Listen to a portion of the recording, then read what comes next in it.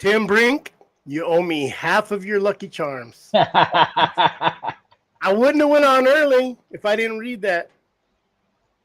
I even told Derek, I said, I'm going to mess everybody up and go on early tonight. Go on time. This is my early. How's it going? Derek? Yes, sir. You found you a Laika guy. I've been watching him for years, and then I found him. It's like, we need to get him on. We might have liked him, and we might have not liked him. That's right. Yeah, I was looking for a shirt with a skunk or a possum, but I couldn't find one. So I have to find porcupine and javelina. Yeah, that would be that. We have porcupines here now too. That's crazy. Yep. Wow. So, yep, I am on time, everybody. Barely made it. We use them marshmallows for bear baiting. I use them for, I've heard people use them for other stuff. I mean, we would never do anything like that, of course. Yeah. Nope. You're early, boys. I'm late. Let's look at these. What did I quit? Oh, where is everybody, anyways? So everybody who comes on, they come on late, and I usually try to wait for everybody. Tim owes me 50 lucky. He owes me 25 Lucky Charms. E. Anderson's here. I don't know where. Oh, shoot. I didn't even send Benny a link. That's why he's not on. Man, I'm not used to being on time, okay? Got us all messed up. Let me send Benny a link. Shoot. I got to send it through email, too. Tell us about yourself. Well, Derek found him. Derek, tell us about him. Introduce him. And then we'll let him tell us the other lies. Well, this is Alex Kurashev. Is that how you say your last name? Yeah, it's right? Close. Yeah, it's close enough. Yeah. I knew I was going to butcher it. But, it's all right. That's why I made you do it. Yeah, I know, right? But now he hunts with Laikas. Imported them, I believe, and just I'm telling you guys you need to watch his stuff. Y'all might hack on me a little bit less about the pointy-eared dogs, because I'm telling you, he gets it done. It's a whole nother deal. And it's good to have somebody that Derek can relate to and won't get chopped on too much tonight. Derek has one of them like a funny looking dogs, and well, he's crossbred, but this joker right there. Mm-hmm. He's good though. What's that? He's good though. He's all right. How old is he? He's just now 3. Okay. Yeah. That's good. Well, I'm not going to slaughter your history or your name, so why don't you tell us about who you are, what you run, when you run, where you run.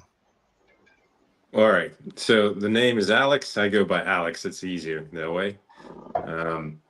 I'm in Virginia, Northern Virginia. It's dark outside. I don't know. It's like 9 o'clock, I guess. Anyways, so I hunt with Laikas, West Siberian Laikas. There are different kinds of Laikas, but that's what I have. We can talk about the differences, but West Siberian Laikas, that's what I got. I brought them over from Russia, and I've been chasing bears with them for 6 years now. Going on 6 years now. Yeah. 6, I think. Anyways, so I hunt mostly in Appalachia here, in the Appalachian Mountains, Virginia, West Virginia, Kentucky. Recently added hunting with dogs and hunting with Laikas specifically. Laika was not on a list of breed dogs that were allowed to be used for bear hunting in Kentucky until this year. Anyways, or last year. Tennessee, North Carolina, and something else. But anyways, all up and down the Appalachian Mountains.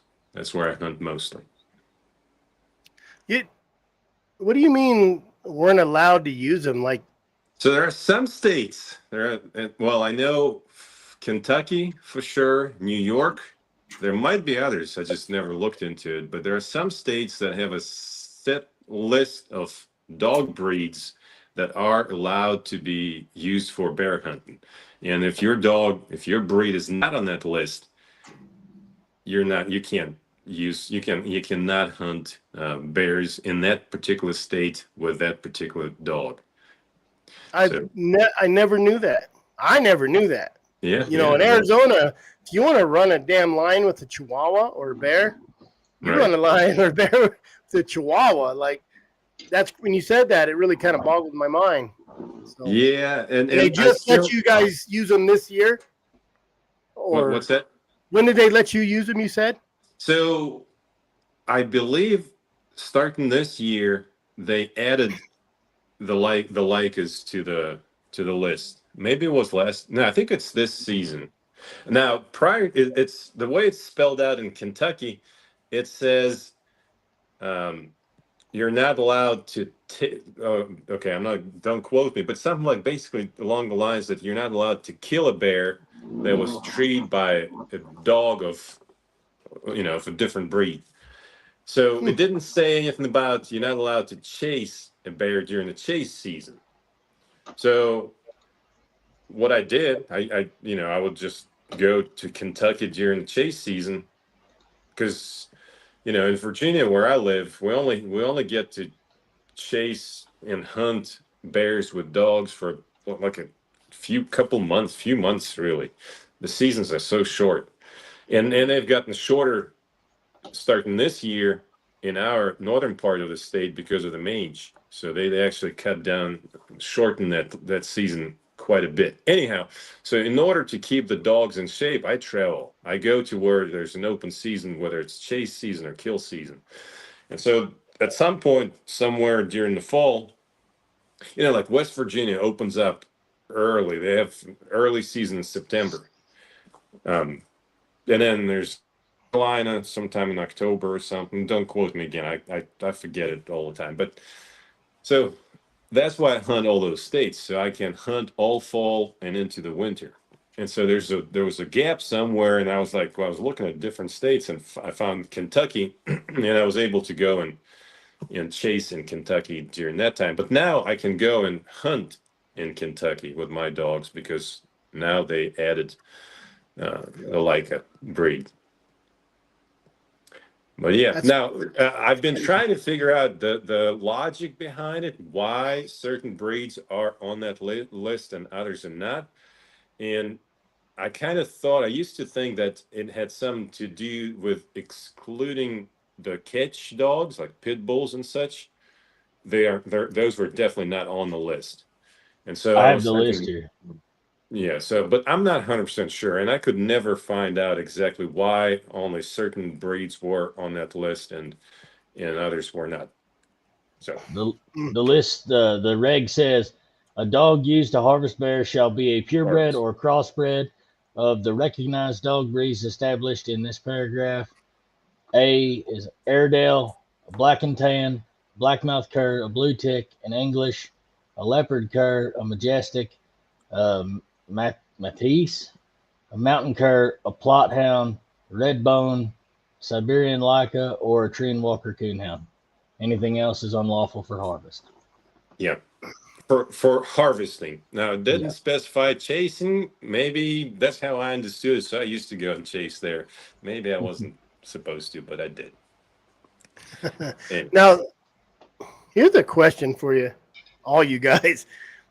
If you let's just say you use a catch dog like a hog dog, one of them pit bulls, do you really think it could, if it got close, hook that bear wouldn't kill it? Yeah. How do you think that would work out using a catch dog on a bear? Well, give me 1 second. I'll be right back. Oh boy. That's like suspenseful. It's like suspenseful. You went to get the can of worms we just opened up, I think. I think you'd go through a lot of dogs if you had one that hung on. Okay, I just ran over to my bookshelf. I know probably one of these. Oh, Wild Sports of the Far West. I've read that one. That's a crazy book. And then this one, I don't know if you can read this. Life of a But hunter. in this particular book, I believe. Anyways, there's a book. So I kind of like reading about, how the bear hunting was done around here, a couple of 100 years ago. And there's a book somewhere, one of these or another one on the bookshelf. And it talks about a guy. Again, it wasn't that long ago, 150 years ago. So, and he was hunting with a couple dogs, and they were catching, and they were like stretching bears, and he was successful. Now, obviously, that book was written 150 years ago, and who knows exactly how things went down. But supposedly it's a true story. I don't know. But so that said, that book is full of stories of catch dogs, being successful in bear and living a long life. Yeah, it's not the Wild Sports of the Far West. That was No, not Google that it. one. That was Franklin. Who wrote that? Gosh dang it. Gerstaker. I don't know how you pronounce it. Oh yeah, Gerstaken. Yeah.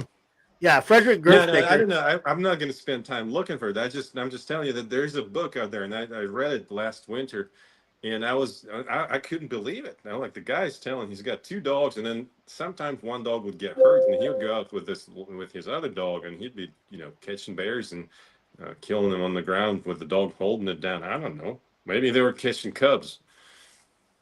I don't know. That's crazy. That's Yeah, crazy. yeah. That's wild. Yeah. But So anyways, what Laikas are not like that. what got you into the Laikas? Ooh, what got me into the like? Well, yeah. So it went like that. Well, it's it's a long story. I mean, how much time do we have here? We've been on for 3 hours before. Well, so all right. So yeah, I guess I grew up in a hunting family and moved here 20 years ago. Was born in Russia. Moved here 20 years ago.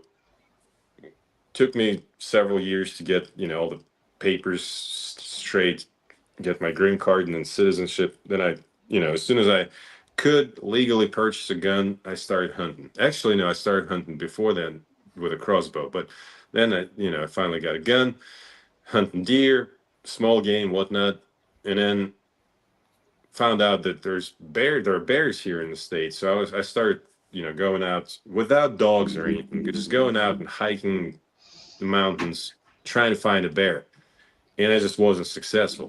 I couldn't. I didn't know anything about. I didn't know anyone, so I was just trying, and for several years just not having any luck.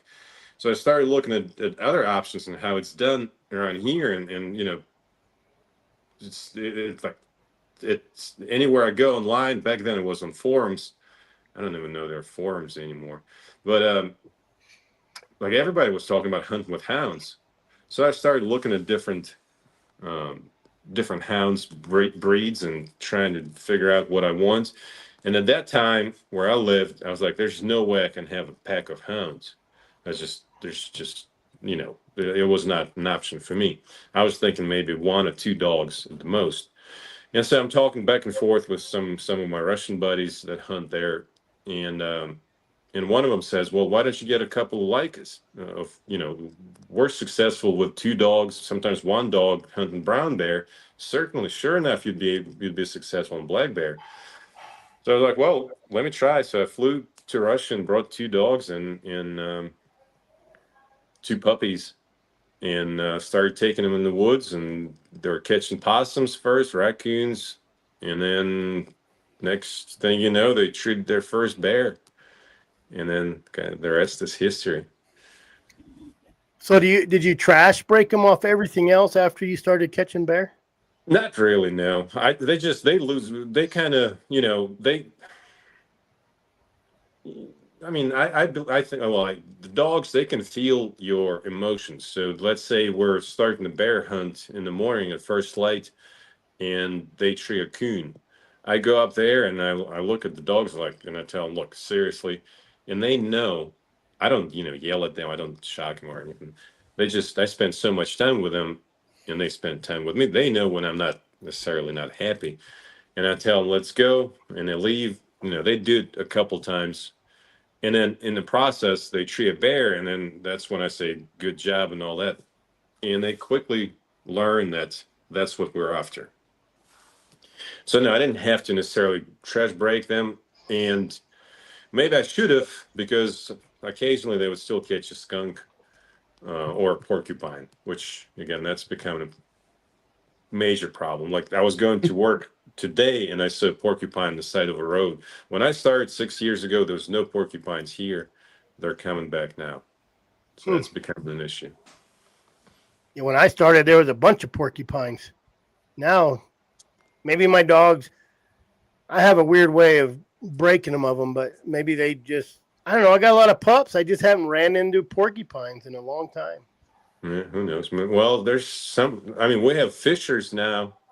Fishers are protected here in Virginia. We did tree one so far. And from what I understand, fishers are the ones that are, killing them. They're feeding on them. They're preying on them. So I don't know if you have any fishers where you are, or some other predator that kills them. Nope. We have monkeys, the Cudamonde. Oh, those things. Yeah. Yeah. Yeah. Jared, I don't know where Jared is, but Jared loves them. Another guy who's on here. It's his favorite animal in the world. Probably get a tattoo of one. I think those javelina, they're kind of our. If you're hunting in the desert, those are kind of your nemesis, because they'll jab a dog right in that jugular. They have some sharp teeth, don't they? Yep. Yeah. And then what else, guys? I mean, that's the most. Porcupine are just a nuisance. Those monkeys will kill a dog. I guess they get under it and start ripping their throat out. No way. And then the javelina, they're just vicious. They'll just chomp on you. But I mean, other than that, you get some coyotes. They're not too bad. How about wolves? Do you have any wolves? I was talking to a guy about wolves the other day, and we don't have those big timber wolves like they got up north. Or I think even California, we have the Mexican gray wolf, right? And it's a tad bit bigger than a coyote, and like you don't hear about the problems they have up there, But I don't think you think they really? I don't think they really pack up down here like they do up there. Yeah, they do. There's packs. There's packs been seen of 11 wolves on the blue, Chris. No, wow. Well, yeah, down there. I do believe it down there because that's where they first introduced them, right? So, yeah. Yep. I've only ever seen 2, and it was the same weekend. And they just run off like a coyote, and I commenced to duking dogs. Yeah. Oh, look, Bone Pile's back, guys. Well, we're going to introduce you to Bone Pile there. Oh, no. He always keeps it interesting. He's running a couple of those Laika dogs in West Virginia now. KP. He bought him from him. Well, he got a pup out of me, and then right now he's got my male because I can't run as a non-resident. We're not allowed to run in West Virginia, but he can take my dog and run it because he lives there. He's a resident, so he's just borrowing him, training his young dog. Gotcha. No, it's a different kind of dog. When I watch your videos and you see dogs treeing, it kind of reminds me of the res when I seen a video of a bunch of res dogs treeing and you just hear barks, not howl, not like a hound. It's to a houndsman that runs long years, it sounds funny to hear dogs just barking at a tree, not trying to die at a tree. And with hounds, you got some dogs got a beautiful, beautiful voice, and then you got dogs that, God, they bark and you want to throw a rock at them because it's horrible. So it is different. It's different watching those dogs. So how? I mean, are you running on that topic? Let me just on that topic. Right. I've raised and trained 3 hounds now: blue tick, a plot, and there was some cross X mix, and I shipped him to Russia.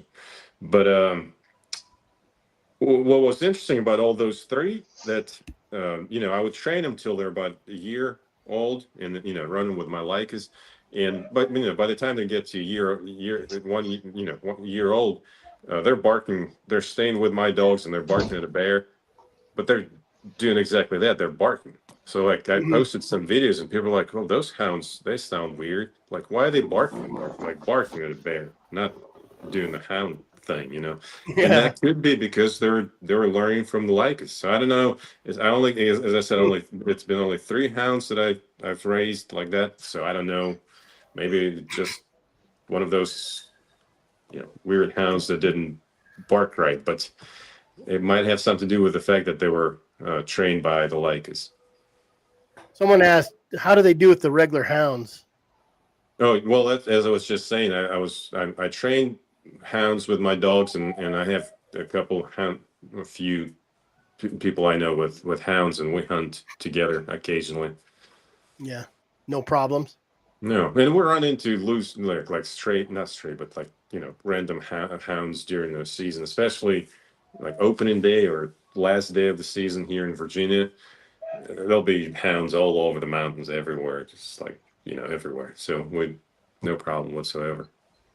But again, I socialize my dogs. Like I have 2 puppies right now still here waiting to be picked up, and I have friends coming over with kids, neighbors with kids.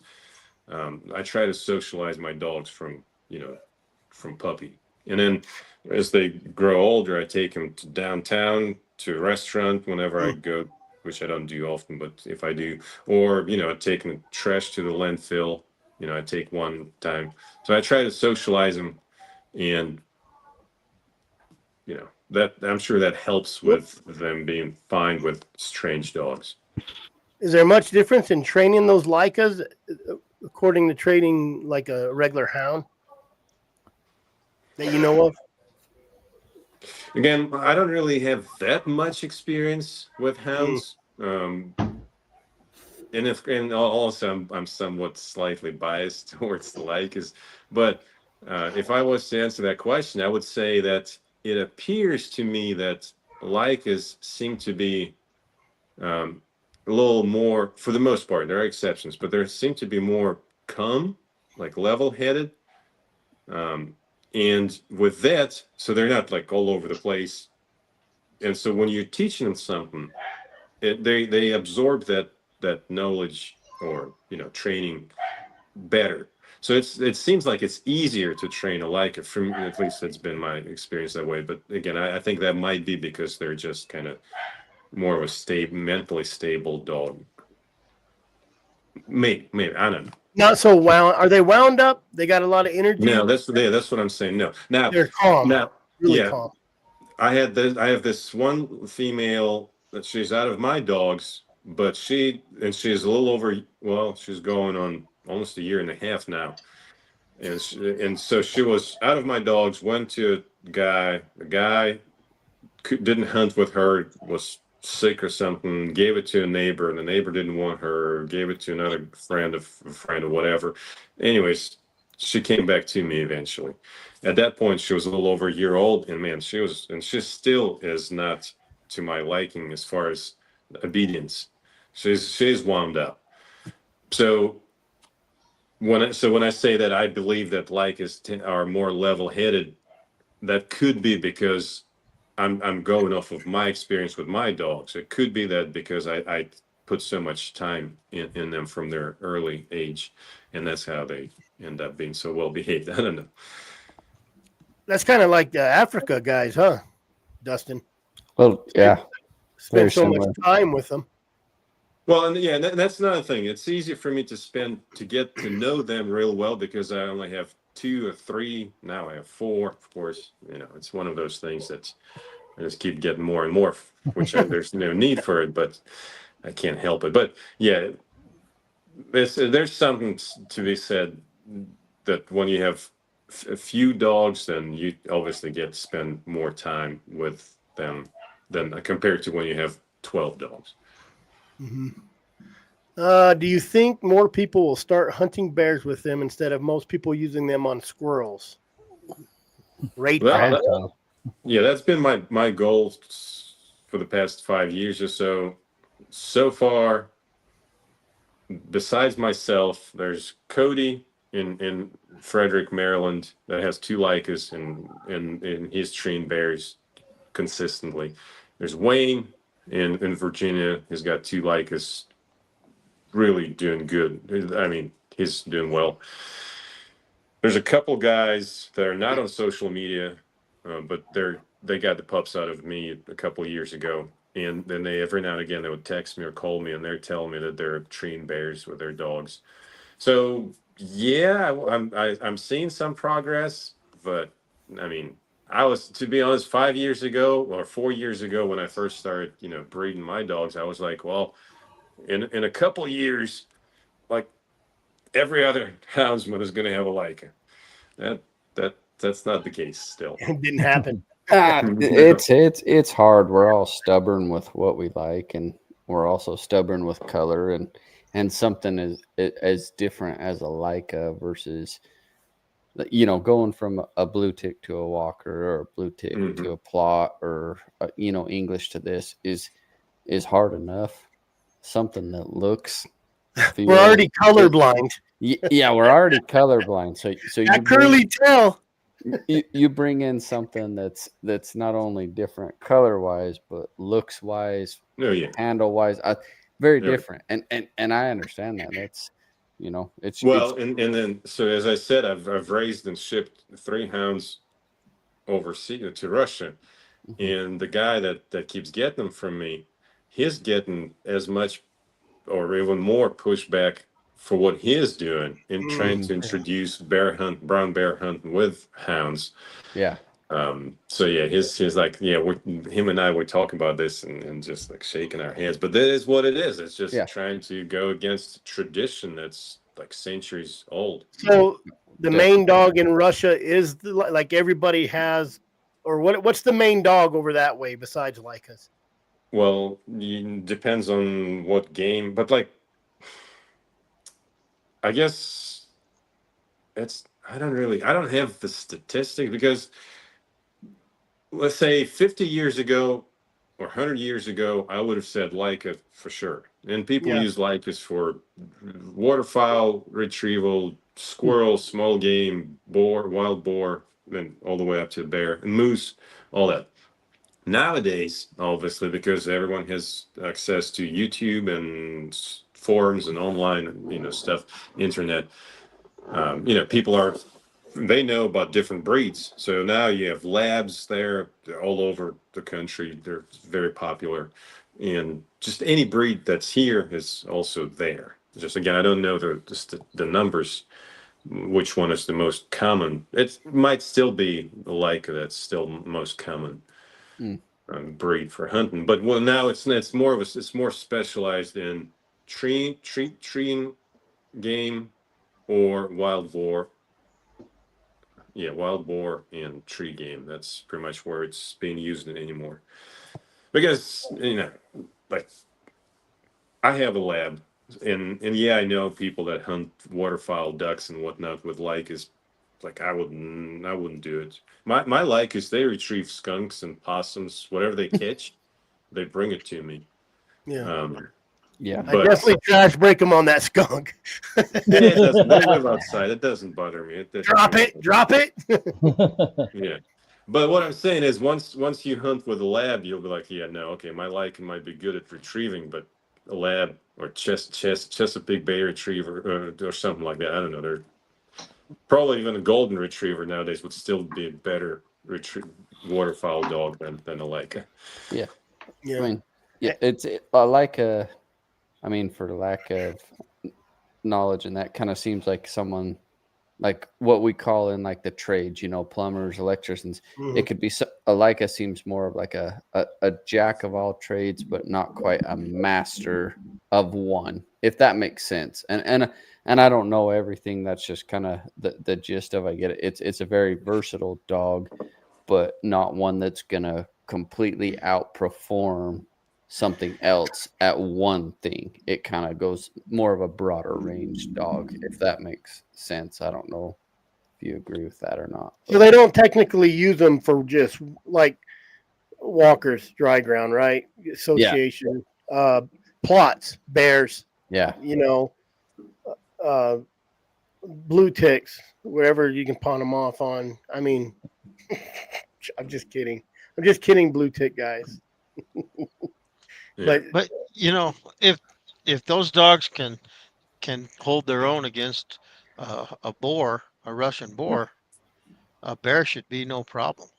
Yeah, a bear on the ground, definitely. Well, I mean, definitely. And I have this question, and I don't know how he hunts or if he can answer it. I came in late, and I apologize if this has been answered. But no, we haven't talked about that yet. But I mean, they definitely could probably hold their own, but also comes into the aspect, the nose part of it, and how old or how far behind. Yeah, how far behind a bear you think you can start it, whether it has to be a hot bear versus a colder bear, as far as the track age, if that makes sense. Yeah, I'm convinced that their noses are the same as a hound nose. So they can smell a track that's, let's say, a hound can smell a track that's 12 hours old. A Laika will smell that same track, and it will tell me by its body language that it smells it. It detects the bear scent. The question is, what those dogs do with that information? They just picked up through their nose a bear scent. A hound who's more track oriented, track minded, is going to start trying to figure it out and keep going, and eventually they'll figure it out and jump it. A Laika that's been bred to stay within hearing distance will go 200-300 yards, see that if that track is not getting any hotter, if the bear is not bedded down, it's going to come back right to me, and we're going to continue hiking looking for a fresher track. So it's what the dog decides to do with that information. Now, that can be also kind of unpacked a little further. By design, by default, a Laika would stay close to you, and that's from, again, this part is completely my theory on this, but they were bred to stay within hearing distance of a hunter. So imagine, like 500 years ago, somewhere in Siberia, there's no roads, there's no GPS tracking devices, there's just snow neck deep, and you're going on your skis with your dog, and the dog takes an old track and starts following it and goes outside of your hearing and finally trees something, whether it's like a marten or squirrel or what have you. But you can't hear it. You don't know where it's at. Now, well, okay, in the snow, you could probably follow it and eventually find it. But what if it takes it, many miles or kilometers in that case away? You don't want to follow that dog, because then it's going to get dark and you have to get back home and all that stuff. And it's cold there. You don't want to spend the night. So the dogs that would act that way and take a dog back, centuries ago, that would take an old track and follow it and get outside of a hearing distance like a hound would, and eventually tree somewhere where a hunter has no idea where it's at. And the hunter goes back to his cabin, and the dog stays there overnight. And what happens, barking, and what happens is at some point wolves come and kill that dog. And so that dog just now stopped reproducing because it just got eaten by wolves. The dogs that would do what I just described, go a couple hundred yards, check it and see if the game bedded down or treed. If it's not the case, they come back. Those will eventually come home with that hunter, and then those would reproduce, and those would be the ancestors of the dogs that I have. So the Laikas today were bred, whether on purpose or just by happenstance, were bred to stay within hearing distance of the hunter. So the hunter knows where the game is treed. He can go there and dispatch it. Now, with that said, yeah.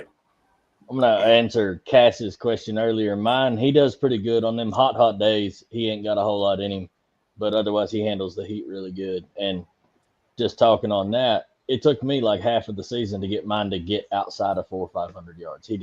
It took him, but he can smell everything my blue dog can. Yeah. I mean, yesterday's line, he'll run it up. But see, if my Laikas go 400 yards, 500 yards, I get upset because, like, I'm hunting mountains. Either I'm side heeling or following the ridge top, or whether I'm at the bottom of the holler, if my dogs go left and right, like most normal people would want them to range out so they cover more ground, look for scent and whatnot. If my dogs here in the Appalachian Mountains start going left and right, they just wasting their energy. And I guess at this point, I might as well describe the way I hunt, and I'll try to be brief. I look at Onyx, I find some public land, I look at some remote areas, look at different layers where it's showing, acorn crop, and I find a spot that I believe is a good spot for bears to be in right now. It might be 3 miles from a truck, from a parking spot, from a trailhead, or in certain cases, it could be even 5 miles. Doesn't matter. I take my dogs and we go to that spot. And again, on the way there, those 3 miles we're hiking, I don't want my dogs going 400, 500, wasting their energy. I want my dogs to get there where I think the bear is. And at that point, I want my dogs to have as much energy as they can so they engage that bear and they tree him within 50 yards. So I don't need to go down the holler and then cut the bear up and pack him out, going up the mountain, over the mountain, all that nonsense, chasing for miles. I don't need that. I want my dogs just to conserve their energy as much as possible. With that, I don't want them to range out.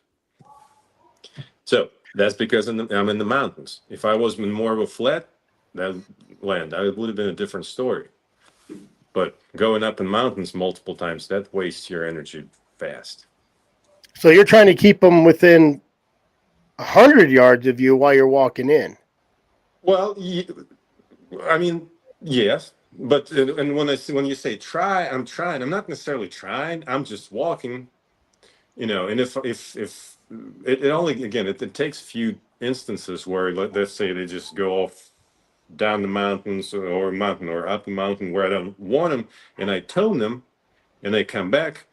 And then I do it, and it happens a few more times, and they kind of quickly learn, like, okay, if I go too far, he will tone me for no reason. Like if they're going and they're following the track, that's a different story. But again, most of the time I can tell whether if I see him, they kind of get, you can tell by their body language that they're smelling something.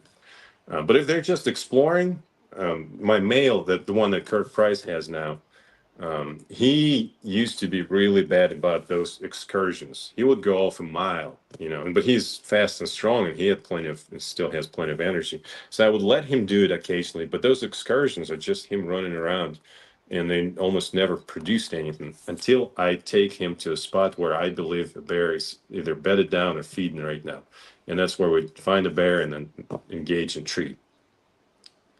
So yeah, it doesn't take. They kind of learn that. Yeah, I don't want them going too far.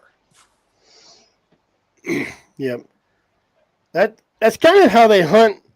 Am I wrong in Africa too, Dustin? How they kind of keep their dogs? They keep them whistled back. Yep. Very, very similar. Yeah, for sure.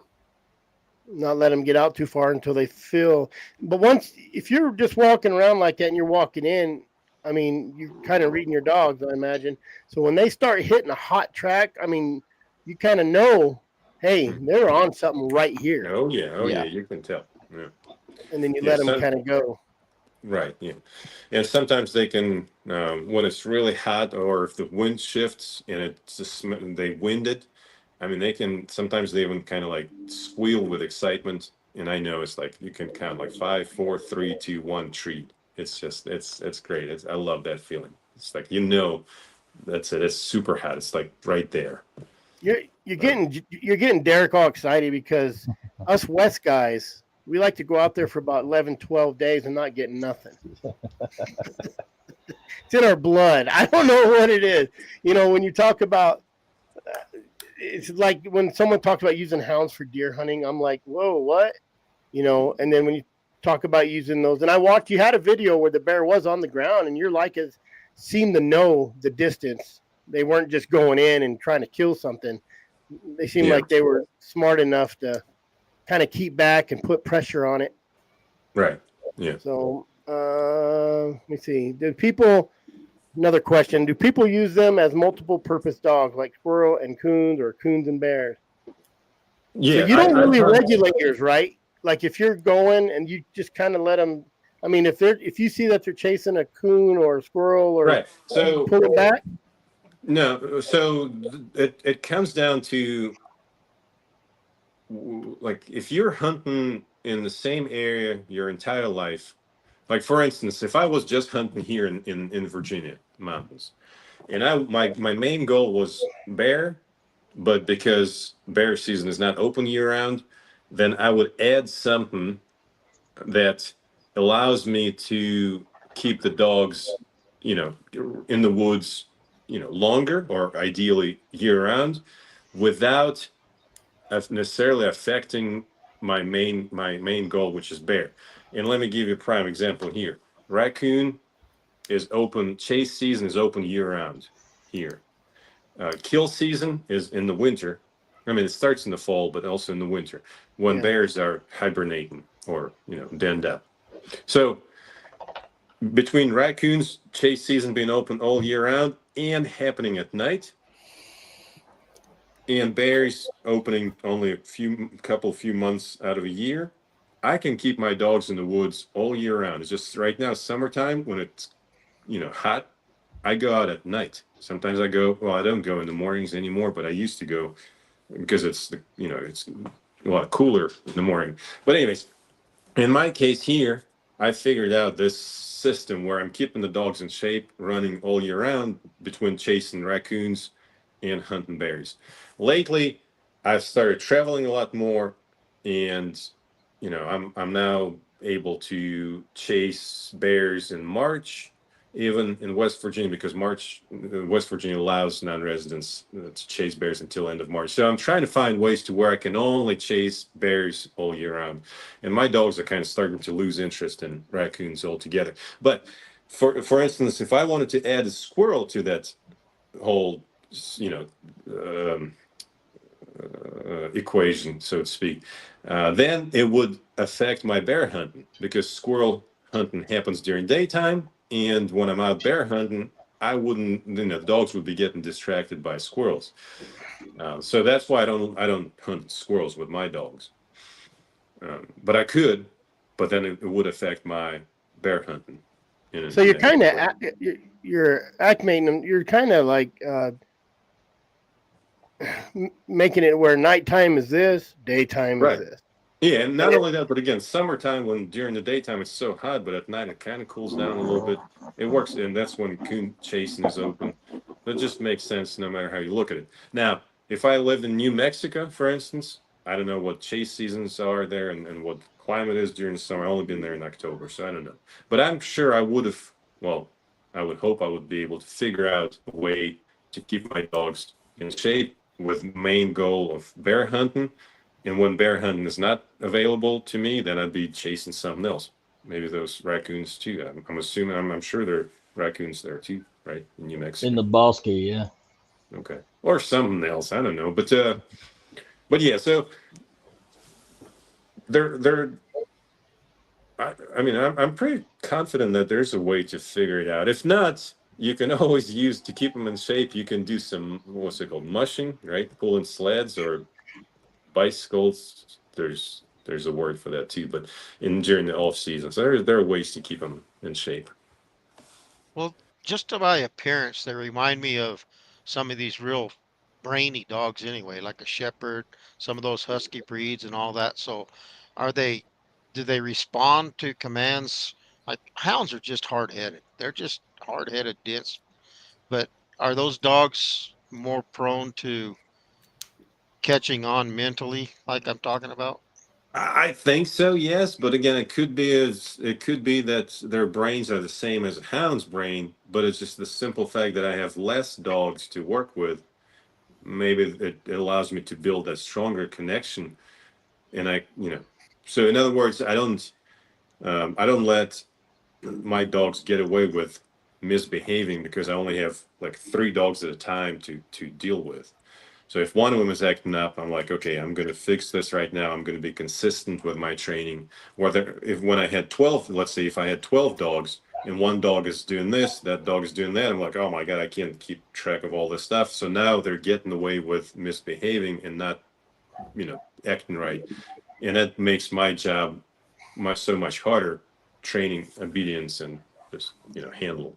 I don't know. I might have to disagree with you on that. They have the same brain as a hound, man. I just don't have enough experience. I don't know. Well, I've trained one hound at a time, and I've trained Queenslands and Labs and for birds, and I'm telling you, I think I just think the hounds got a few IQ points shorter because they're so hunt. Their mind is hunt, not sit or command. I had Labs that I did this and they laid down. I do this. They crawled with me on the ground when I was hunting ducks. Labs or hounds. I think if I took a hound and tried to train it, it would take me under 6 months to train that Lab to do it, but it'd take me a year to train that hound. And I could probably imagine, even Dustin shaking his head, I could probably imagine we've all had these other dogs, and like a Queensland, they're smart as a whip, but they are one-on-one dogs, which hounds, that's why you don't see a lot of people with hounds as pets, right? I mean, they're just not a loyal one-person dog. I would imagine like a Laika or German Shepherd or even a Pit Bull or Queensland or Labrador. I don't know. That's just my opinion. What do you guys think? From my experience, I would say that like a hound, for the things that we want them to do, you can get like right now, no questions. But like this joker seems like he's asking why or what for or but this, you know what I mean? He's got more things in his head. I think he's more intelligent than my hounds because they'll just forget the whole world and do whatever you tell them. Whereas this guy was, well, why would I do that? Or, not that it was harder to get him to do things. It's just that he had more, seemed like he has more things on his mind than he's not like hyper focused on everything I say right now. He was harder to trash break than the hounds for sure. My hounds broke easy. And this dude, it took a little bit to get him off the fox and the coyotes. Yeah. Another thing, and I don't know if this is intelligence or just their naturally, I don't know if it comes naturally, but it appears that Laikas have a whole lot more of that self-preservation thing going, whether it's engaging the bear when they're tired, where the dogs are, or when it's hot, when they're getting hot and or dehydrated, or been running long, all day. And then we finally find a bear in the afternoon sometime. And I see my dogs are not biting it anymore. They're just barking and keeping the distance. Or if it's a mean bear and stuff like that. So they kind of know when to put more pressure and when to back off. And then the same thing when I'm hunting early season and it gets hot, like 85 degrees sometimes. I try not to hunt above 85, but sometimes you start early and you go 5 miles that way. Now you have to come back. On the way back, it gets real hot, and then they jump a bear. So sometimes that happens. But so when it's hot outside like that, and the dog's been running for a while, they're not going to put much pressure on the bear because somehow they know that they can't move fast enough, and they might not be able to evade the bear's attack. And so now they're keeping distance. Again, whether it's, I don't know if they're making that decision like consciously, they're like, oh yeah, no, I'm feeling a little fatigue, I'm not going to engage, or maybe it just comes natural because of that I think a Laika's probably like, hey, that bear might swipe at me, I better be careful. A hound's like, I'm gonna bite that bear. Yes, that's true. However, when my dog's just been resting for a couple days, and it's a crisp December morning, and we go out there and they're full of energy. They've been running all fall. They're really in a top shape, and it's two of them. They'll be biting that bear left and right, but from behind. One dog engages, the bear turns, the other one, and it's just like they're pulling fur like there's no tomorrow. Put those same two dogs on the same bear, but in September when it's 85 degrees, and you'll see a whole different story. They're not going to come close to it because they're tired, they're not as fast, they're not as in good of a shape. So somehow they know. Yeah, but also in the same aspect, when I've got 10 dogs on a bear, I have 2 dogs that are nothing but ass eaters. that will, it doesn't matter what day, what it is, what bear it is, they're going to pull hair.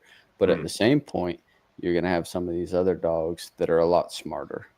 That they know what bear they can push their limits with.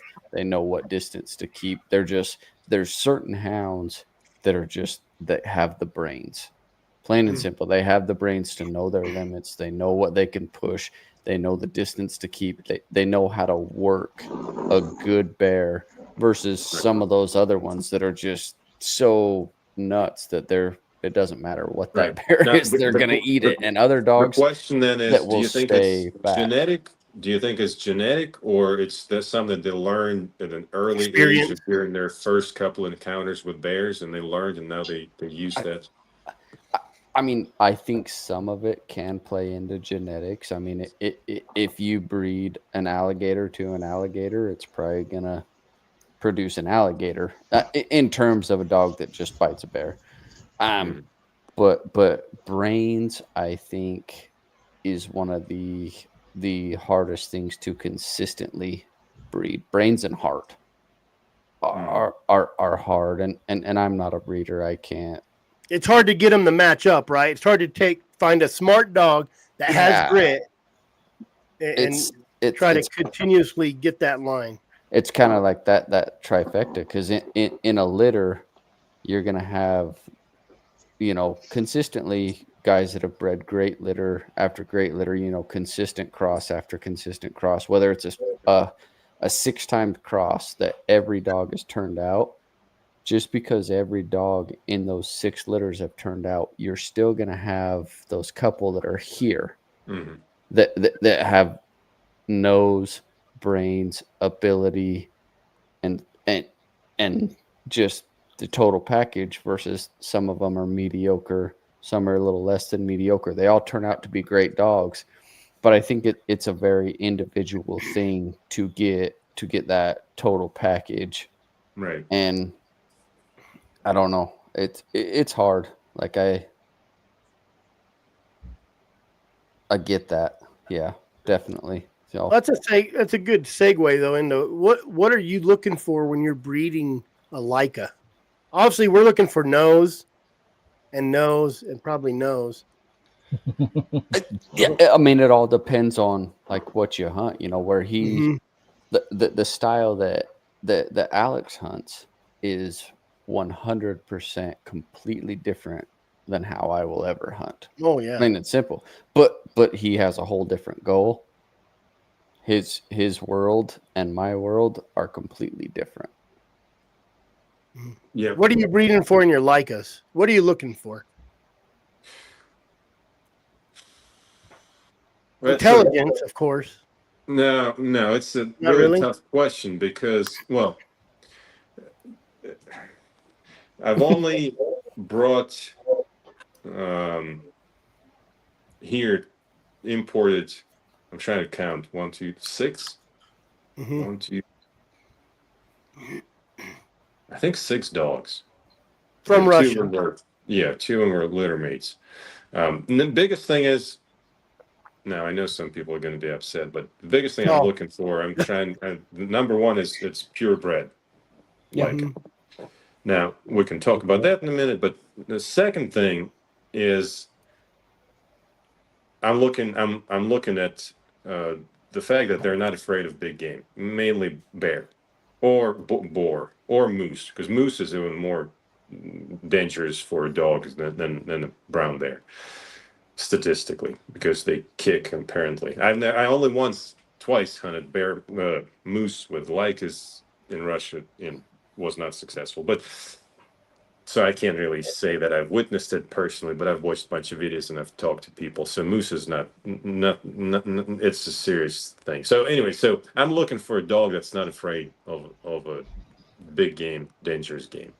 Everything else, if it's a purebred, if it's been, if the breeder that I'm getting it from has a good reputation, that's all I need to know.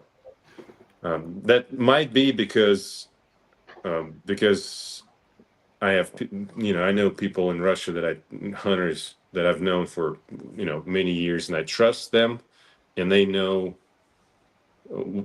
of know by now what I'm looking for. So most of the time, let's say one of you guys or someone else says, "Hey, next time you're going to bring a dog, can you bring me one?" I'll be like, "Okay, no problem." And so what I was going to do, and I'm going to ask someone I know in Russia, be like, "Hey, this person, I know someone that's looking for a dog that he's going to hunt squirrel or he's going to hunt black bear," and explain them how that's done, which squirrel is the same squirrel here and there. And they'll be like, "No problem, we'll find one for you." But again, it comes down to, in my case, for black bear hunting, it's purebred and not afraid of big game. That's really what it comes So down you keep you bringing them from Russia, is that just because you know the line? Like if like They someone has test. asked, where do you get Yes. them here? So Would like, you ever get I any guess I here? should have. Yeah, well, we can. Yeah. So uh, when I say they're not afraid, like, how do I know they're not afraid? They're, puppies, or obviously parents are not afraid. That's what I'm looking for. They test their dogs. They test them sometimes multiple times throughout a year. And it's all, there's a whole system with the organizations, different organizations that organize those events, and that includes both the show part of it, so the appearance, to making sure that the dog is within the standard, and as well as field trials, including a bear on a chain and how a Laika or a pair of dogs, a pair of Laikas works that bear. And then so they get tested like that, they get scores written down. And so basically, when I don't even need to go out and hunt with the parents, all I can do is just look at their test results and those parents test results. And if I see that they've had several generations back, they had badger, brown bear, boar, moose, not necessarily all together, but because different hunters hunt different game. But if I see those dangerous game trials with decent score marks, I feel fairly confident that that dog would work for me. So you do your homework. Yeah, definitely. Yeah. And that's part of the reason I decided, because life is short. When I was deciding to whether to import or not, or get it here, because there's a bunch of Laikas here, and some of them are phenomenal dogs, purebred, no doubt whatsoever. But I've talked to people and I've heard stories, and I'm like, and on top of that, at that time, no one really was hunting bears consistently. Like, I would hear stories of squirrel hunting Laikas that occasionally would tree a bear, maybe like 1 or 2 a year, while squirrel hunting. And I'm like, okay, so I get a pup from them, somewhere from, I don't know, Indiana, and then invest 2 years of my life. That's why I was saying life's short. Invest 2 years of my life on a pup that, what if it's going to turn out an excellent squirrel dog, but an occasional bear here and there, which is not enough for me. So with that, I was like, I'd much rather spend some extra money, but bring it from a line that has been tested on brown bear. Then you would think that it should work, and sure enough, it did work. Oh, makes a lot of sense for sure. Are you you're breeding your own here? Are you breeding your Yes. own line here? Oh, okay. Well, so when you're saying, yeah, I don't think it's. I've only been doing it for 5 years, 6 years breeding. This is my third litter, I think. Yeah. Third year. So we're not. We'll talk about my line in 20 years or so. We'll get together. No, I get it. Yeah. Good. But you're working. You're working on a line, right? That's the right answer. Yeah. Well, yeah, I like to think that I'm kind of building a foundation. I'm talking to people from far east of Russia, where they have tigers, the largest ones, the largest cat on the planet, and they hunt people there hunt Laikas on brown bear, among tigers, and occasionally. Well, we're not going to go there because tigers are protected, but I'm talking to a couple guys from trying to get a couple pups from them. So to add to my future, something, hopefully, maybe. Yeah. But right now, it's nowhere close to, establishing a line like that. No, I get it. I got it. And then in Russia, do they have a lot of anti-hunting problems over there? Yeah. Like we have? Do they really? hmm Yeah. Well, because anyone can go on the internet now, Oh, and they can say whatever they want, and yep, whether they have real knowledge of how things are done or should be done, or no, they don't have any idea. They still have their opinion, and yep. if you have a big following and you have an opinion, which whether it's right or wrong, that opinion becomes gets some traction, even if it's completely invalid based on nothing, emotions at best. So it's worldwide Yeah, idiocracy. sounds familiar, right? Yeah, yeah. Exactly. Same thing there. So so today, um, like brown bear on the chain, people still do it. I hear, okay, well, people still do it in Russia, but it's not legal anymore. So you won't see those videos on online as much. They still share those videos between hunters, Hmm. so that we can see how those dogs are parents of the future pups work on the bear. But that's never gonna. This shouldn't be public. Sometimes it ends up being leaked and posted online, whatever, and used against hunters. But so that practice still exists, but it's not legal anymore. Yeah, definitely. I mean, it's I think kind of the way you explained it is kind of still similar with back east. Some of these guys are still able to run the bay pens on hogs. And they have, they test the dogs on their ability to bay a boar and things like that. We're just not available to do it with bears and things, like you're saying. Not legal anymore. Back in the day it used to be. Right. Oh yeah. I mean, having the bear pinned up, caged up, and having the dog. Yeah, very different. Now Yeah.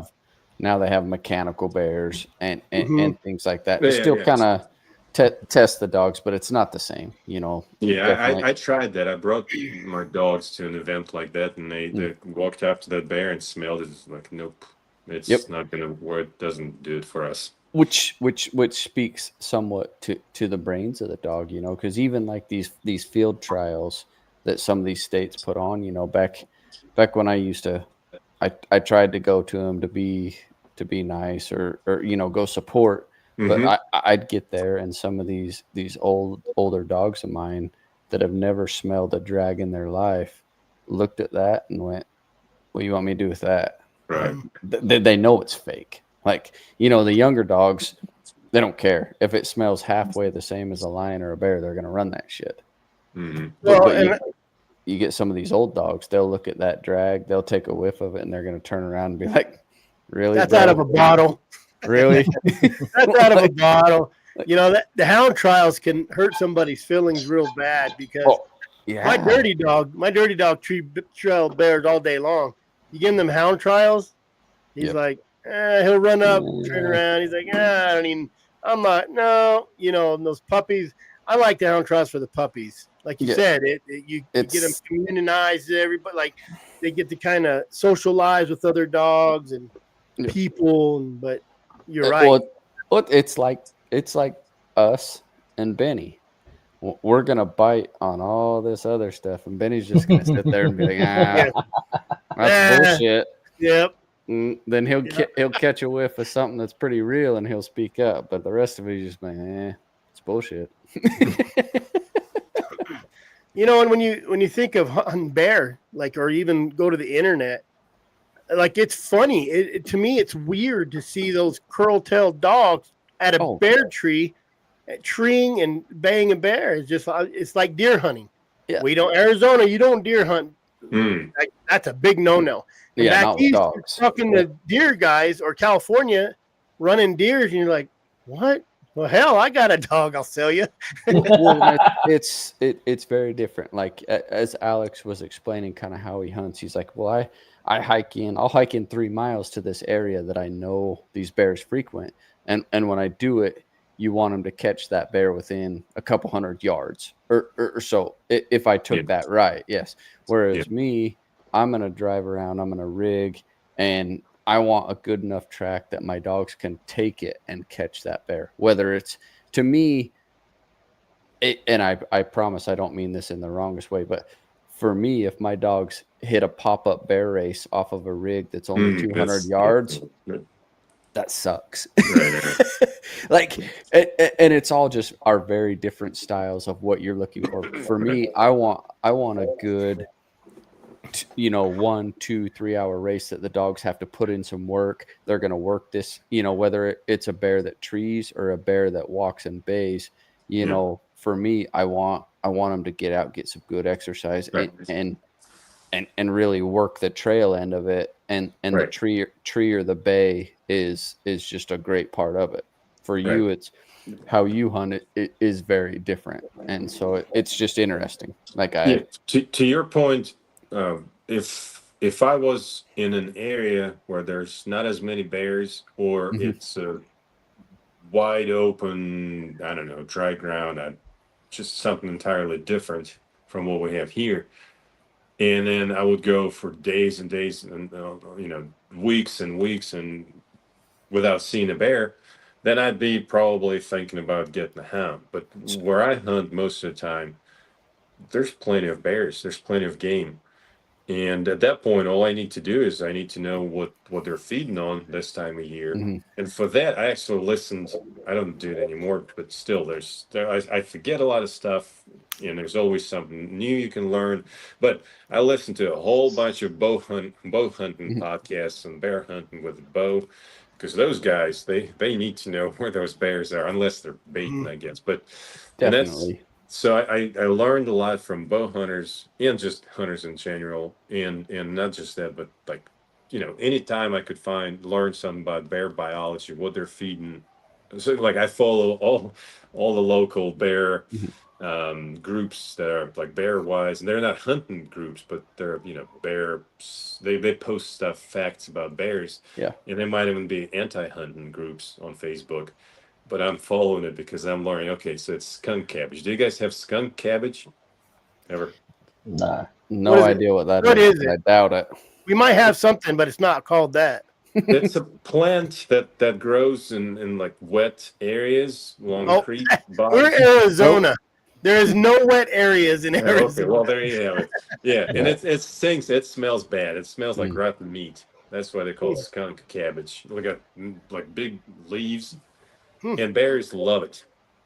Springtime, that's one of the first things I guess that comes up, and they just love it. It's better than grass. They just love it. So anyways, knowing that, you're looking at an Onyx again, you're looking for creeks, and you just go and check those creeks and look for the skunk cabbage, and you look for bear, and most of the time that's where we find bears in springtime.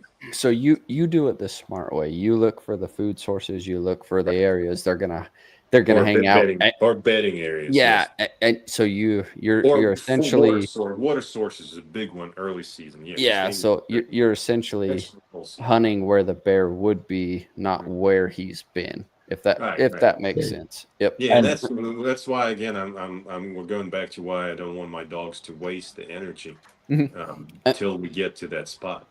Yep. Well, here's kind of the difference though.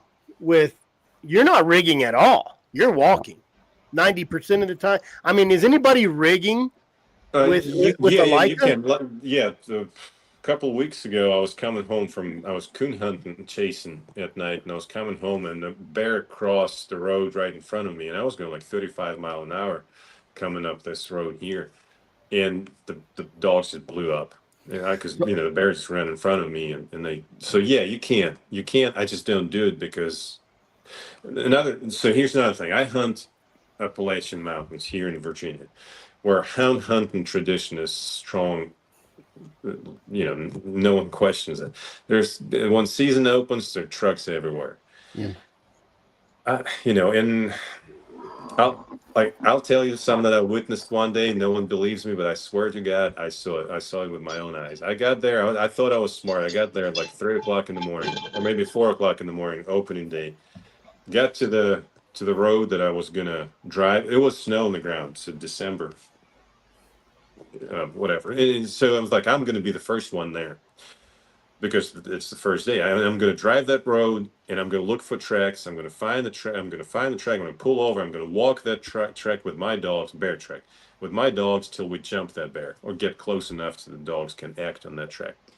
Well, when I got there, it's like 3 o'clock in the morning. There were trucks lined up everywhere. The people who were there camping from the night before, I guess. Same thing happened in North Carolina. North Carolina swamps not early, but public land.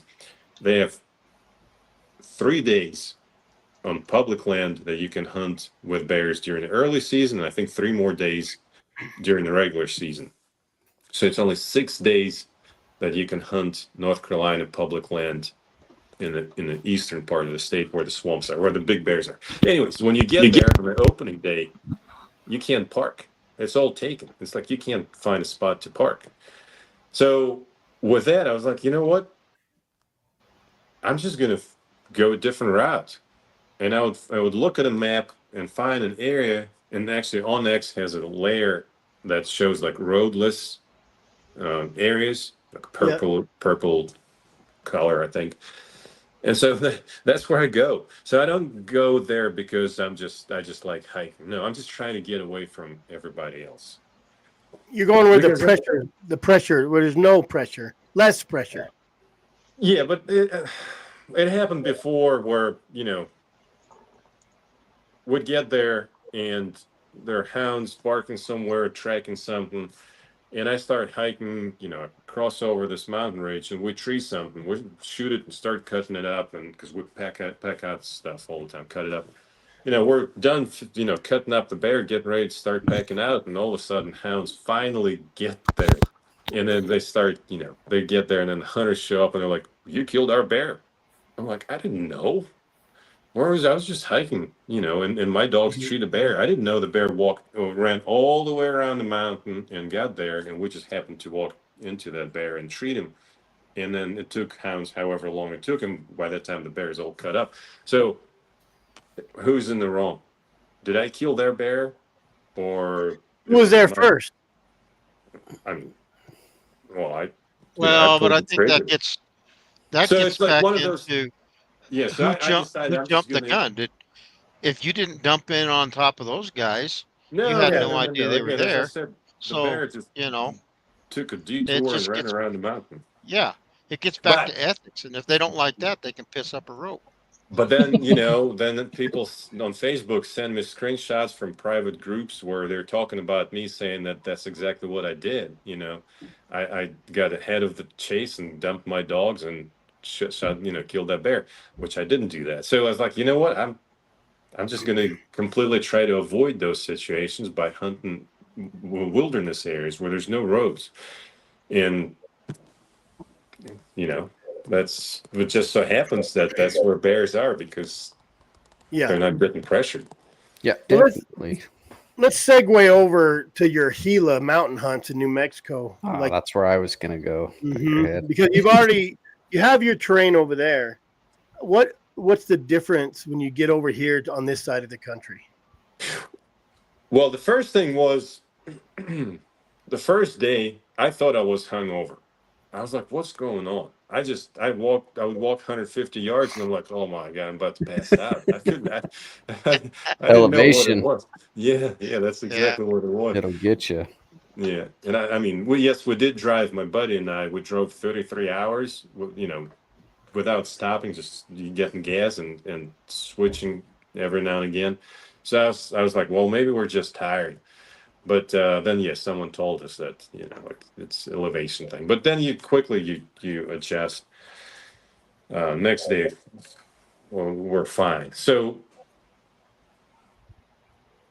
I guess it was hot. So I'll tell you, well, I don't even know where to start. I don't know how much. No, I'll just tell the whole thing. So what I did was I went on YouTube and I watched a whole bunch of hikers videos, not hunters, but people that hike, and they post videos of hiking through the wilderness area, and they'd be like walking with their walking sticks, and they're saying, "Oh, we're at this trailhead, we're at this creek, and blah blah blah." And on this side of the screen, there's an Onyx in their whatever map they're using app. It's showing exactly where they are, and I'm sitting here watching on the big screen TV with my Onyx, and they're like, "Oh, look, there's a bear over there." I'm like, "Thank you." Now, part You of were that was doing your also, homework. You were doing your yeah. homework. Another thing was I was also paying attention to wolves, and yeah, there were some hikers with dogs, and they were saying like, "Oh, like northern part of Gila," and I put some waypoints to not go there because the hikers were running into wolves, and they're keeping their dogs close to them. Like there was one video I watched, the wolf followed them for like 9 miles, and they would look back, and he's back there, a couple hundred yards behind. So like, yeah, that's not where I want to go. But that's the homework I did. And so when I got there, it was hot, October, and I'm like, well, bears, they need to drink water because it's hot. So I'm like, I'm just going to follow this, canyon bottom, the creek. Would call it holler here, but I don't know, like canyon bottom. I don't know what you guys call it. But so we just followed the creek, and sure enough, we're seeing piles of poop left and right. And that pretty much was it. That's just unheard of, though, that you actually study the animal you're pursuing. I was about to say the same thing, Benny. Like, what is this, smart hunting? What are you talking about? That's Most guys ridiculous. run around, throw their dogs off the truck, and pray they catch something. A good rig. Yeah, no. But again, when we're seeing all the sign immediately, and a fresh sign too at that, I was like, well, there's got to be a bunch of bears, and yeah, sure enough, we're treating bears. I think we treat 5 in 4 days, something like that. Which one day we kind of wasted, really. Were they any longer as far as like the race, as far as New Mexico to back home? It's hard to tell, but yes, and we I believe. Again, my buddy that went with me, what happened was we had a couple chases that went straight up the mountain into some cliffs. I call it cliffs. I don't know, rock walls. And then the dogs would just kind of go up left and right, and come back, not being able to climb up. So that definitely was a challenge where I'm assuming those were bears. Maybe they were lions. Maybe that's something. No, I don't know. Like I could never really. I didn't see any tracks because there's no snow on the ground or anything like that. So, but we did have a couple, maybe in a few instances where the dogs chased something that was definitely got the dogs excited. I could tell that they're like, walking right in front of me. All of a sudden, they just sharp 90-degree and just, full tilt running up this mountain. But then they get to a certain elevation and they can't go anymore any further. And I look on the map, and sure enough, it looks like there's some kind of cliff or something. So yeah, that was the case. So that was a challenge for sure. Which here in southern West Virginia, which is mining country, there's a lot of those rock walls, but they can go for half a mile, sometimes even longer. And then it's like, I don't know, like 60 feet tall, just straight wall. But eventually it ends. It kind of, levels out. So my dogs now, and we used to have, when the dogs were young, we used to have bears climb up, and the dogs would just, bark at the wall, not being able to climb up there. But now they learned, and they would just go around and climb up, find a way to get up and go. Where in New Mexico, there was a different kind of wall, different cliff, different challenge. They weren't able to find a way around, and we lost something. I'm assuming they were bears. Mm-hmm. So that was definitely a challenge. But other than that, no, it was fairly same thing as here, really. Bear is a bear. So how they perform different? Did they perform different once they got acclimated? Or were they about the same? No, same exact thing. I didn't see anything. Yeah. So, and my question is, I mean, I know definitely the density of bears back home versus where you were at was probably different. Did you see were you having to hunt harder as far as free casting, trying to find bears out here versus back home, or were you just where we were in this particular canyon, which I'm not going to name it. Yeah, you're good. Hey, we're gonna go watch those damn videos ourselves. Yeah. I mean, I'm sure someone will recognize it. Yes, for sure. Because Benny knows where it is. the judging by the sign and the fact that we treat 5 bears in 4 days, I would venture to say that in that particular canyon, there's more bears than in any given holler in West Virginia or Virginia. So you did well. Your homework paid off. Well, Yeah. but that's just the Gila. The Gila is full of bears. Yeah. From one end to the other, it's absolutely loaded with bears.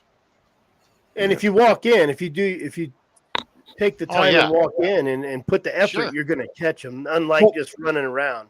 Well, I'm curious. That is... Go ahead, Benny. I was just going to ask Alex, were those color phased bears? The Gila's got some really, really cool colored bears. Different markings, different. I mean, some of them have leggings. Not the kind that the girls wear. Out of the 5 that we treat, well, the first one we actually ended up shooting on the ground, but the first one was I'd say you'd probably call it chocolate, with like brownish color, darker, and the other 4 were black. So I was holding out till the very last one. I was hoping to get a collar phase bear, but the last one we treated was also a black bear. It was pretty big. I'm guessing 500 pounds. And, when did you go? Was it colder? I think he was wearing a jacket. Or it looked like it was a little bit. At night, it was below freezing. During daytime, it was freaking hot. I mean, how'd your dogs do with the heat? I've had a couple of people have already asked about how they did in the heat. No, I don't know. There's never been an issue whatsoever. I mean, we hunt here early season. It's 85 degrees sometimes, and it's not a problem.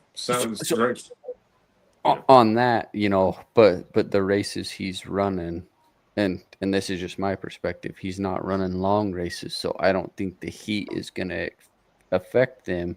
If he's hiking, the dogs are moving at an okay pace. They're not going balls to the walls. They're staying with him. They're not going to. And they're not barking either. Barking either. Hounds are losing a lot of energy. Whereas, if my dogs are going even 8 miles in 80-degree heat, they're going to overheat a lot easier than one of his races that's only going 500 yards. Right.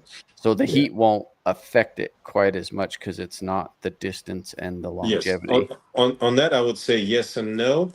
Mostly yes. The only caveat is that I usually say for a hound to go on a 6-mile chase, that particular hound is going to spend X amount of calories. Let's say, I don't know, 2,000 calories. I don't know. I'm just making it up. 6 miles chasing a bear, going and following the track, doing the hound thing, right? 6 miles. For my dogs, 300 yards chasing a bear, biting it, backing off, biting again, dancing around for 300 yards. It's quite possible that my dog will spend the same amount of calories because it's just so much more intense. But the thing is that with a hound, the bear is ahead and it can hear the hounds coming and it's just keeping the distance. Also, not trying to run full tilt necessarily. So it's kind of pacing himself. With my dogs, in 300 yards of this really active, engaging, all that stuff, the bear is also fighting back, trying to catch a dog and whatnot. So the bear is also using up a lot of energy. So it's just it's an entirely different style. So it's hard to. Well, so I guess what I'm trying to say here is that oftentimes people ask, "Oh, how does Laikas, as far as agility, like as far as like how long they can run and all that stuff?" And I'm trying to explain that it's like. It should not be compared. It's just different.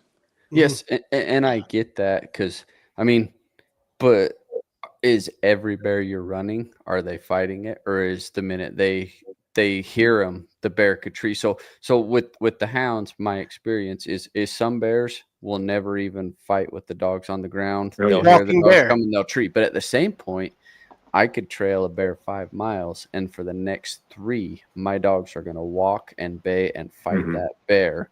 So Right. it's very hard. Like I definitely understand what you're saying. So I think it's very bear specific on the Right. calories burnt. Yes, you're correct. We've had the same thing. We've had bears climb up right away, and Yep. and there's so we had bears that run. The smaller ones obviously like to run. We had bears that climb up right away before the dogs even had a chance to bite them. So yeah, you're right. It's bear. Every bear is different. Yep. Yeah, because we've had some long. I've trailed. I've had my dog behind a bear for like 7 miles. You cross the road, bear just walking, Oh, walking. Didn't give a crap about the dogs behind him. And you're had- running what? 3 dogs, 4 dogs.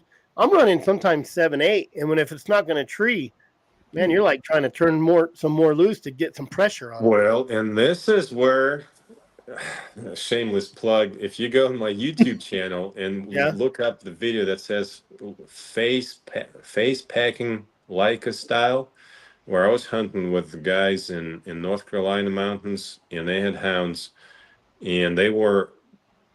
Now I might be slightly off in the details, but they were on that bear with their hounds for many miles now. It was in the afternoon now, and they started to chase the race in the morning. And there was the same thing. The chase was going. The bear was just keeping just ahead, maybe walking the bear, or bear breaking off, maybe getting ahead a little bit. But they just couldn't convince the bear to tree. And so what we did, we got there with my dogs, waited for, whenever the bear was kind of close to the road we're on, and let the dogs go, and they went in and they treat him right away. Now, that's why I'm saying every houndsman has to got to get a Laika in their pack for that. Keep them in the truck as your truck buddy, but then whenever very race much. tips along. Yeah, And you're that's saying, you're dumping that in on. You're taking that fresh Laika, Mm-hmm, dumping it in on a tired bear for sure. mm-hmm. And this is something I didn't know. I just saw the comment from the other guy that runs Laikas. So they're silent on track. 100%. Yeah. So that's something that's new to me. I didn't know that, which I didn't catch that earlier. I was late. Yeah, like my if fault. mine's So on that, I have something to say on that as well. Pennsylvania, as you might know, they don't use dogs, and I don't think they'll ever allow using dogs and bears, but they're big on driven hunts. And I grew up in Russia, and that's what we did, drive hunts, where you go and holler and yell and just. And I have some really good friends from Pennsylvania that come hunt with me every year, and not just from them, but those guys participate in those driven hunts. And I hear this story over and over and over and over again, where they'd be driving, doing a drive through the section of the woods, and what do they call them? Drivers, I don't know, pushers. They would almost step on the bear. Despite the fact that they were coming, yelling, clapping, all that stuff, the bear just hunkers down and waits for the people to pass, for dogs to pass too. We've had instances, like multiple, but I'll just give you one as an example. Trying to keep it brief again. We walk. The wind is coming this way. We walk past the bear, not knowing the bear is here, like 20 yards off the trail in the bushes, bedded down because the wind's coming this way, and so the bear at that point is downwind. We pass the bear, I don't know, maybe 20 yards or so, and then the trail curves 90 degrees and goes back and another, like, whatever, 20 yards, and curves again, turns again 90 degrees. So now we're downwind of that bear. Again, 20 yards. And now my dogs smell it, go and treat. So that bear heard us walk and smelled us, smelled the dogs, didn't move, was just sitting there waiting for us to pass. So now, and then the last thing I'm going to add, those 3 hounds that I trained, starting from small puppies where they're just like, whoa, I smell something. I don't know what it is. Maybe a fox, maybe a coyote. I'm just going to start barking. And I'm like, oh my God, we just cleared this entire holler. Might as well pack up and go home. There's nothing there. And I'm like, I'm here. I might as well walk down this holler. I go 300 yards, we tree a bear. I'm like, Yeah. did you not hear that we're here? That little hound, young hound, was barking crazy. Why didn't you try to run? And the bear's like, I just don't run. I just sit and wait and hope for the best. So, well, the fact that the Laikas are quiet, silent, I don't think it's a lot of times you hear, oh, it's a surprise. What's it called? So you think it spooks them and they're just like, and they run up the tree when those Laikas are so close and all of a sudden they're biting them? I think I don't necessarily think that it's that element of surprise. That's the word I was looking for. I don't necessarily think it's that, because wild animals, I mean, you guys experienced it. When a bear is in a tree and there's a bunch of hounds barking underneath and you're trying to sneak in, the bear will always see you first before you even see the bear. Like in my case here in this mountains with trees and everything, I'm like, I'm going to be hiding behind a tree. I'm going to be super quiet. No, a bear always knows before that I'm coming before I even see the bear in the tree. So I'm sure when we're walking with my silent dogs, or if my silent dogs are approaching the bear knows way ahead before the dogs come and engage. The bear knows something is coming, whether it's doing the hound, barking or being silent. I don't think it matters to a bear. Bear knows. Definitely, but I also think an educated bear that's been ran and treed a few times has a disadvantage when you come, because if that bear's walking a ridge and he's been over this ridge, down this canyon, and is on the next ridge, if he hears my hounds coming 800 yards away and he's been treed multiple times by hounds, he knows what's coming. He hears those dogs, he's going to give himself a head start.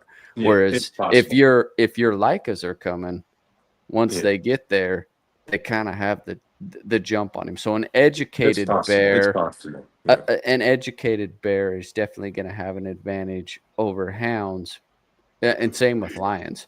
I mean, honestly, you get some of these smart lions that hear these dogs coming 5, 6, 7, 800 yards away.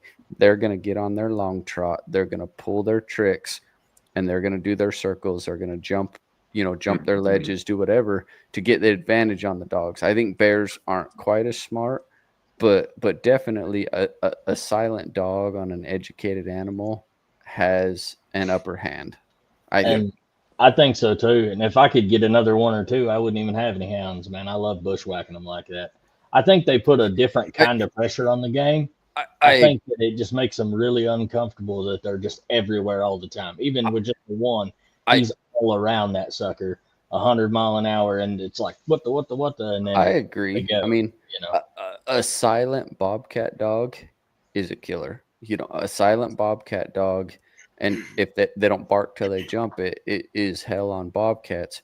But at the same point, from what I've gathered from how Alex hunts and how his dogs hunt and stuff, is, for me, I'm not going to go that route, because he explained that his dogs might smell that 8-hour-old track, but they're not going to run it. Me, if I'm passing up an 8-hour-old track, not for me.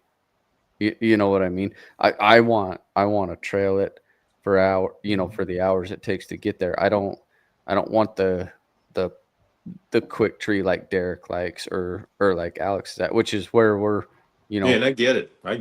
You hunt for you, I hunt for me. Yeah. Our dogs are different, and that's I'm not discrediting you, because you've done something amazing. You have imported dogs.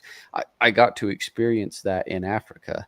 All these guys had imported these dogs from America to hunt their game over there, and it was very humbling. It was awesome to see. It was great. And you're doing the same thing. You're importing dogs from a different country. I mean, your home country, but you're importing them to do a specific job, and it's working great for you. And I really commend you. Am I going to follow your suit? No, but I think it's great. It's interesting, and I'm glad to watch it and learn from it. Does this not educate us more to what Derek was trying to say, and we can't call him so stupid No, anymore? I am not going to acknowledge that goofy ass in the corner. You're still wrong, Derek. You're still wrong. I'm not. No, but it does open your eyes to the Laika, and these comments are like, this guy, it's been informative because who knows about? I don't know about Laikas. I had no clue about Laika. If you told me I'm treating bears with a husky looking dog, I've been like, what?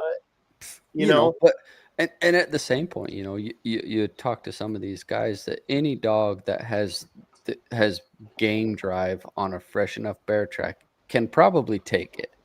Whether or not they're going to put in the work like these Laikas will to work this bear over and get him to tree is a different story. And I think that's where, Alex is really put a shining light on it, as he's put the work into the dogs that can work a bear, that can work the game that he's after and perform for what he's after. And he's really done his homework. I mean, honestly, if I've learned anything, it's go on to the hiking forums and stuff like honestly, do your homework, and not with hunters. Broaden your range of how you do your homework on areas you're going to go to. Like, I mean, to me, if I learned anything, I learned that, and I commend you for it, because that's very, very smart. And they're not hot nosed like you might think. Like say that joker I got, he treed, we ran out of private or ran out of public, but he trailed 5 miles or so, 5-6 miles on yesterday's line. The guy called, said he saw a lion 4 o'clock. We were there the next morning, trailed him all the way to where he crossed into the dang town practically. So he caught one in the Catalinas in the dry when it hadn't, last year it hadn't rained all year. So I'm going to pick a fight here. How do you know he's trailing it if he doesn't bark? I understand he's with the dogs and he's working. No, he was in the front. You can tell in the Garmin. You can tell in the Garmin. And that's what I was going to ask. That's why I truly asked this question. Because with a hound, he led my hounds. He was 200-300 yards ahead of the hounds. He's just faster than they are. And that's why I asked. Yeah, I wanted clarification on that for sure. Because to me, if a dog won't run a bear from 6 o'clock the night before, I'm not. It's not for me. But I also understand everyone's different and goes from there. So it was. I mean, I learned a lot. I enjoyed it. Oh no, it's crazy. It's crazy stuff. Yeah. They're hard to get a hold of. If anybody likes it, I tell you that. I've been trying. You can't hardly get them. If you miss Alex's litter, you're kind of screwed until next time, unless you want to try to talk to people that you don't speak their language, and then hope you don't get screwed, because I've been having a bad time trying to do that. They don't email you back. And good for you, Alex, for putting in the work to import these dogs to do, and I respect you for saying, no, I'm not breeding my own bloodline yet, because you're still putting in the work to try and not claim it as your own. But really over here, you probably do have your own bloodline, but you're not claiming that. You're still putting in the work to kind of do your own thing. And I commend you, because too many guys are so quick to say, you know what, I bought a dog from this guy, I bought a dog from this guy, and I bred them together. Now it's my bloodline. Mm-hmm. Now, I got a question for you, Alex. With your lines that you're bringing in, have you had any dog aggression issues, or are they pretty good?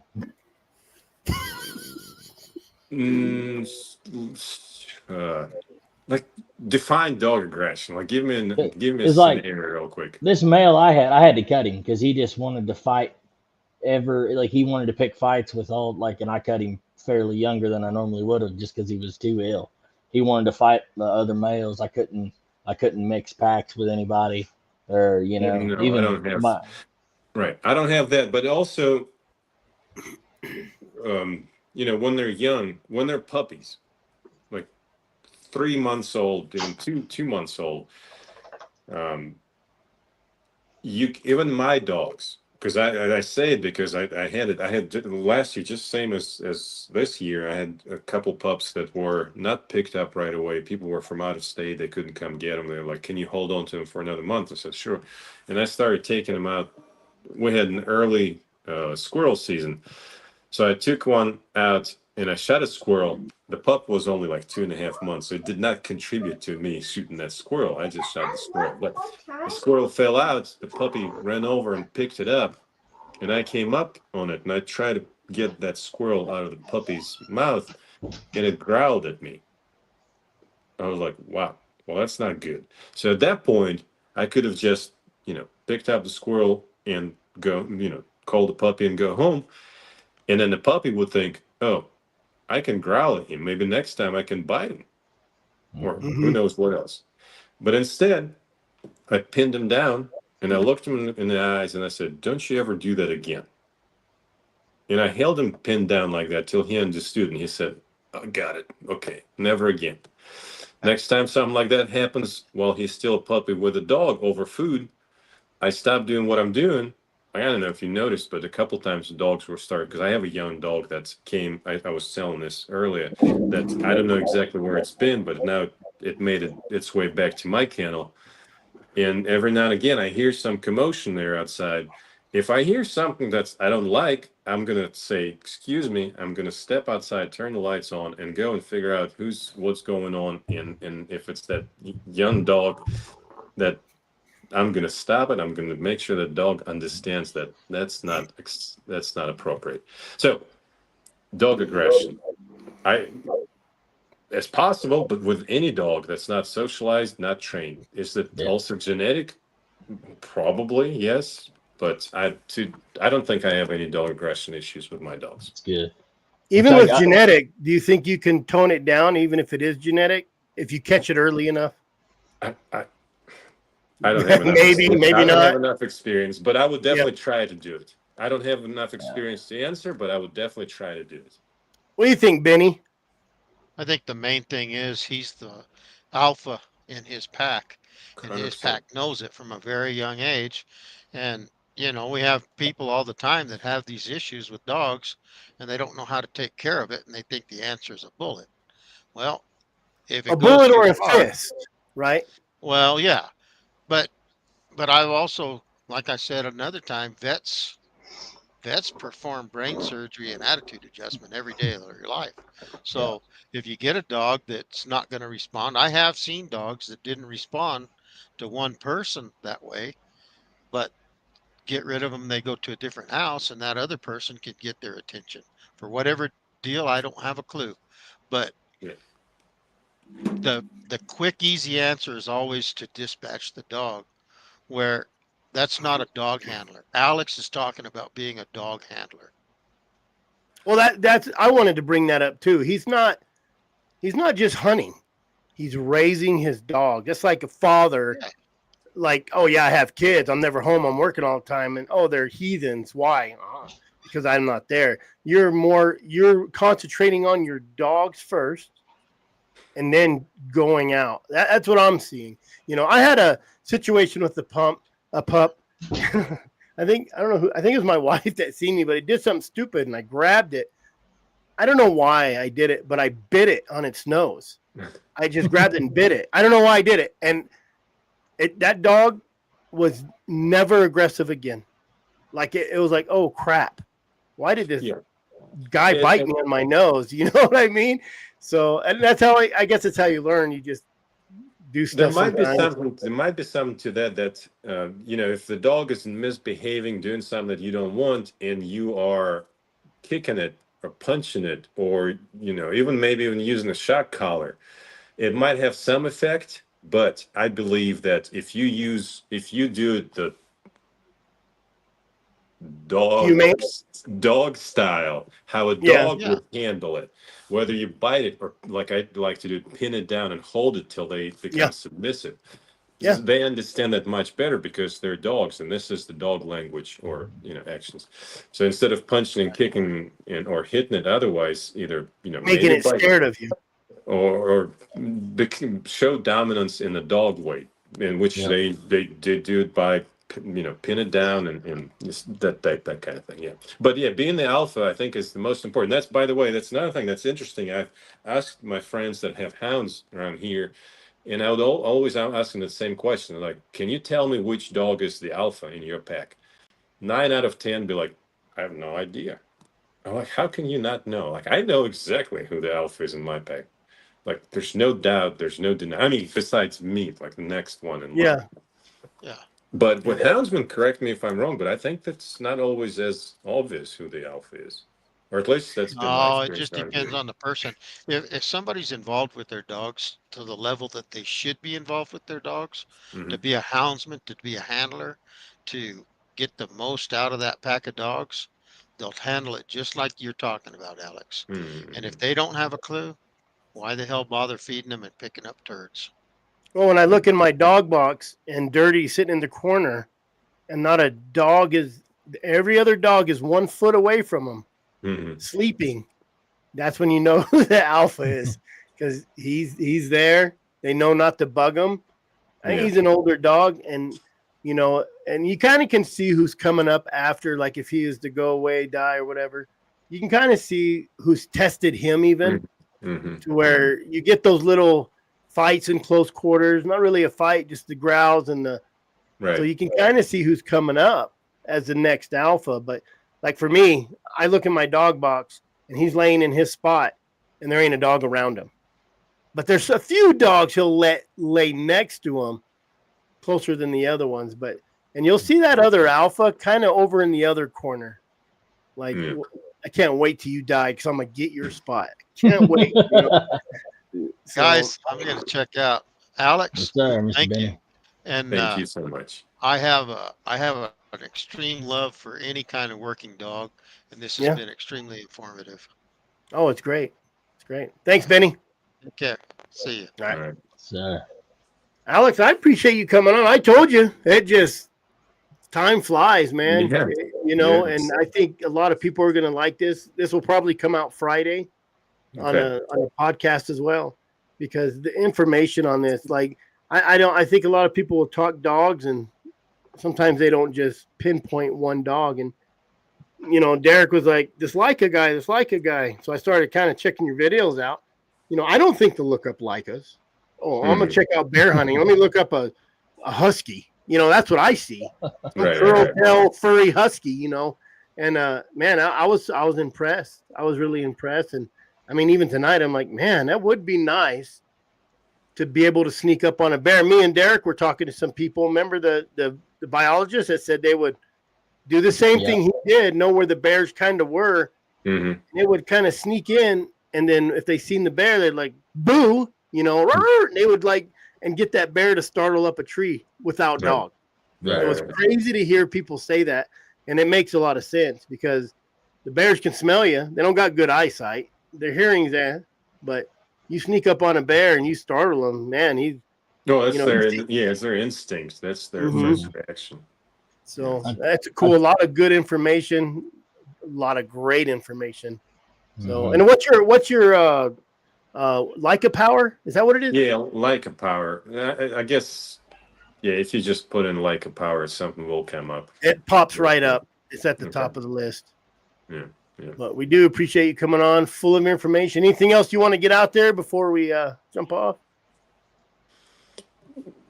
No. I mean, I have a lot more to say. Maybe we can, after this hunting season, we'll do another one. I definitely want to do not a lot, but some more Western hunting with my dogs, just different terrain. You should come out for our rendezvous. Yep. August 22nd, 23rd, 24th, and it's over in Young, Arizona. Lion, bear, and over-the-counter deer opens that weekend. Okay. All right. Well, maybe. I'll send you. It's right there on the ticker right now. It's on the ticker. So, it's it. I'll look it up. If you ever want to get to Arizona, I'm sure you'll have plenty. You can come crash at my place. We'll I actually have a guy that was talking to me about getting a pup from Arizona. I'm pretty sure he was. And I might actually. Yeah, I don't know. We'll see how it goes. But yeah, I'll try. I'll see if definitely stay in touch. Definitely stay in touch. Yeah. All right. Well, thank you so much. It was fun. All right, guys. Yes, sir. Thank you for coming. All right. See you later. Well, there you have it. There you go, Derek. You feel better now? Yeah. Someone explained it a little better? Yeah. He talks better than I do. Good deal. I'm glad you found him. Laika Power. Go to YouTube. Laika Power. There you go. Yes, I think sir. we're calling early night tonight. Sounds good. I'll have I'll a be happy in. missus. Go feed my dogs. All right, Derek. Appreciate Yes, it. sir. All right. We'll see you. All right. Later. See you around, guys.